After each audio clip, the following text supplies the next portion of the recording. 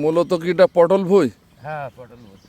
তো এখানে দেখছি যে আমরা সাথে রসুন লাগানো। হ্যাঁ, রসুন আছে, পেঁয়াজ আছে, সব জিনিস লাগাইছি পটল ভুঁইতে সব। এটা কি আপনার নিজের ক্ষেত? হ্যাঁ, নিজের ক্ষেত লাগাই।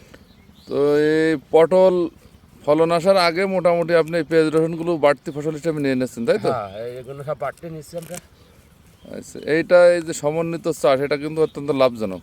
হ্যাঁ, ভালোই লাভ হয়, আল্লাহ যদি দাম টাম যদি পাওয়া যায় ভালো লাভ হয়। তো পটলগুলো বানে উঠবে কতদিন পরে?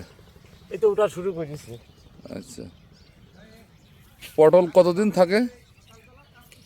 এ 4 মাস 5 মাস রাখা যায়, 5 মাস পর্যন্ত, 6 মাস পর্যন্ত থাকে। আচ্ছা, বর্ষা মশা যদি ভালো মতন হয়তো রেখে দিই, তা না হলে পরে হচ্ছে দাম টাম যদি ভালো থাকে তা রাখি, যা না থাকলে তো ভেঙে আমরা আবার আবার ঢল লাগাই।